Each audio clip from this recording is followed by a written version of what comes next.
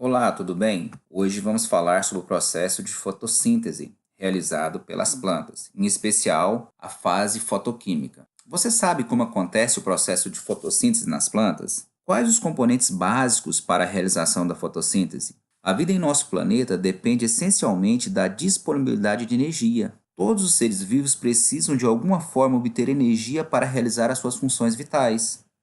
Nesse sentido, temos os seres vivos que produzem o próprio alimento, denominados seres autótrofos, como as plantas, enquanto que os seres que não conseguem produzir o próprio alimento são denominados seres heterótrofos, como os animais.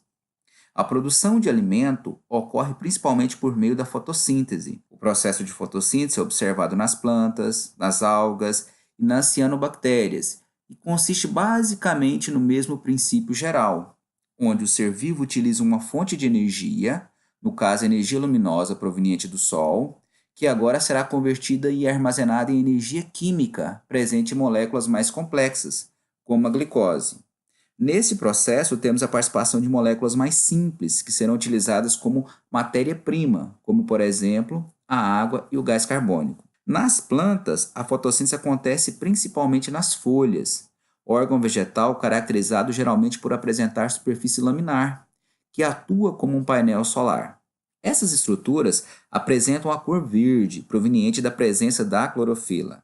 Dentro das células vegetais, que constituem o parênquima clorofiliano, tecido responsável pela fotossíntese e presente no interior das folhas, temos os cloroplastos, organelas responsáveis pela realização da fotossíntese. De uma forma geral, a fotossíntese pode ser dividida em duas etapas clássicas, sendo uma delas dependente da luz e a outra dependente dos produtos obtidos na primeira etapa. A etapa que depende da luz é denominada etapa fotoquímica, enquanto que a outra etapa é conhecida como etapa química.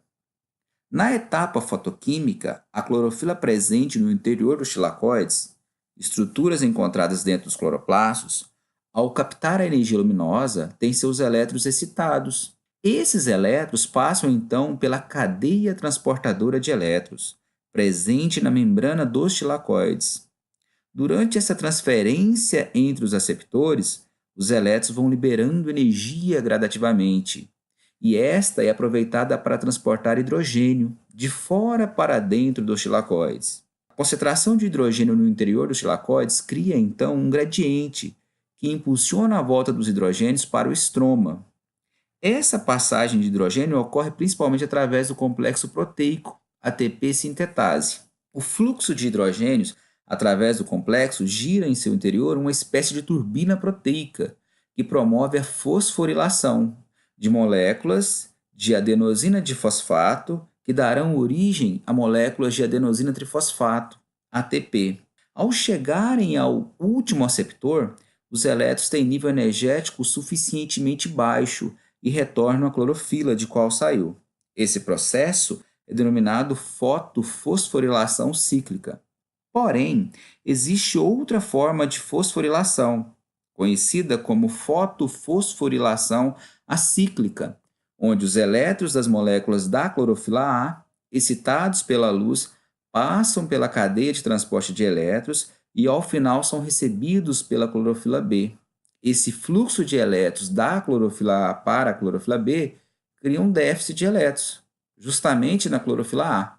Essa situação é resolvida pelo processo de fotólise da água, que consiste na quebra de moléculas de água, H2O, utilizando-se a energia da luz. A fotólise libera elétrons que reconstituem os elétrons perdidos pela clorofila A. Os átomos de hidrogênio oriundos da quebra da água são aceptados pelo NADP para serem utilizados na fase escura, fase química.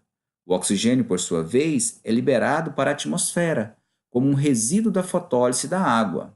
No processo de fotofosforilação acíclica, também há síntese de ATP, assim como acontece no processo cíclico. Na fase química ou fase escura, que ocorre no estroma dos cloroplastos, também chamada de ciclo de Calvin ou ciclo das pentoses, os tilacoides irão fornecer o ATP e o NADPH2. Ocorre nessa etapa a fixação do CO2, gás carbônico, que ao reagir com os elétrons e hidrogênios fornecidos pelo NADPH2, permitirá a obtenção de compostos orgânicos como a glicose. Para a síntese de uma molécula de glicose, são fixadas 6 moléculas de dióxido de carbono, CO2. Nesta fase, resulta a formação de compostos orgânicos necessários às atividades das plantas.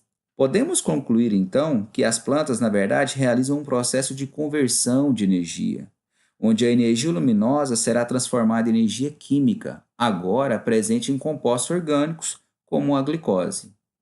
Outro ponto importante a ser destacado é a origem do oxigênio liberado durante a fotossíntese, que é proveniente da fotólise da água.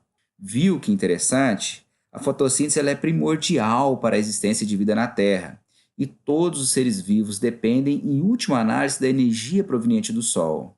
É isso por enquanto. Tchau a todos e muito obrigado.